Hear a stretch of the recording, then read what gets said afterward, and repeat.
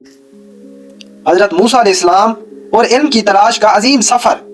सैयदना उबी बिन काब रज़ी अल्लाह ताला अन्हु नबी करीम सल्लल्लाहु अलैहि वसल्लम से रिवायत करते हैं। आप सल्लल्लाहु अलैहि वसल्लम फरमाते हैं, हजरत मूसा अलैहिस्सलाम एक दिन बस बनी इसराइल में खुतबा देने के लिए खड़े हुए तो उनसे पूछा गया, लोगों में सबसे बड़ा आलिम कौन है? उन्होंने फरमाया, सबसे बड़ा आलिम तो मैं ही हूँ। उस पर अल्लाह ताला उनसे नाराज हुआ क्योंकि उन्होंने इल्म की निस्बत अल्लाह ताला की तरफ नहीं की।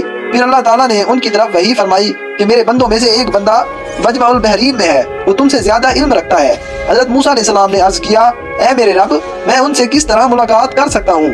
तो फरमाया गया, मछली को जंबील में रखो और मजमाउल बहरीन की तरफ चलो, फिर जिस जगह वो मछली ना पाओ वही उस बंदे का मकाम है। चुनाचे हजरत मूसा अलैहिस्सलाम रवाना हुए और अपने खादिम हजरत यूशा बिन नून अलैहिस्सलाम को भी साथ ले लिया। दोनों ने एक मछली जंबील में रख ली, यहाँ तक कि जब एक पत्थर के पास पहुंचे तो उन्होंने सर रख कर आराम किया। इसी दौरान मछली जंबील से निकलकर दरिया में चली गई और पानी में एक रास्ता बना लिया।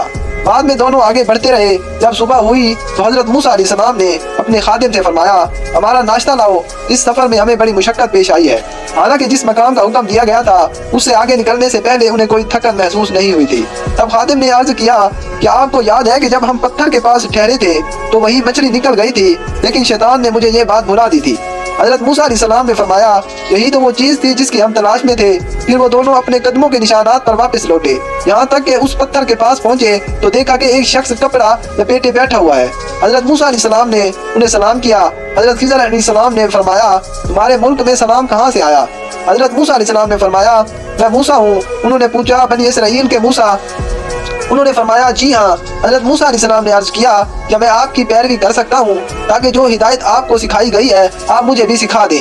हजरत खिज़र अलैहिस्सलाम ने फरमाया, तुम मेरे साथ सफर नहीं कर सकोगे। फिर फरमाया, मैं अल्लाह के एक ऐसे इल्म पर हूँ जो उसने मुझे अता फरमाया है, तुम उसे नहीं जानते, और तुम ऐसे इल्म पर हो जो अल्लाह ने तुम्हें अता फरमाया है, मैं उसे नहीं जानता।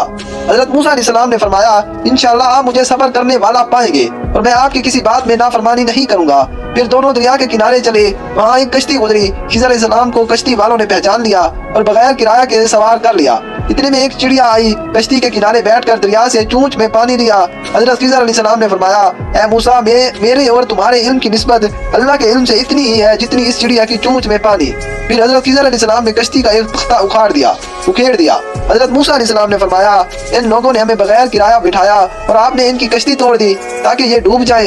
हजरत खिज़र अलैहिस्सलाम ने फरमाया, क्या मैंने तुमसे नहीं कहा था कि तुम सफर न कर सकोगे? हजरत मूसा अलैहिस्सलाम ने अर्ज किया, मैं भूल गया था, मुझसे मुआखज़ा न कीजिए। फिर वो दोनों चले तो एक लड़का मिला जो दूसरे लड़कों के साथ खेल रहा था। हजरत खिज़र अलैहिस्सलाम ने उसे कत्ल कर दिया। हजरत मूसा अलैहिस्सलाम ने फरमाया, आपने एक बेगुनाह जान को नाहक कत्ल कर दिया। हजरत खिज़र अलैहिस्सलाम ने फरमाया, क्या मैंने नहीं कहा था कि तुम सफर न कर सकोगे? फिर वो एक गांव में पहुंचे। वहाँ के लोगों ने मेहमानी से इनकार कर दिया।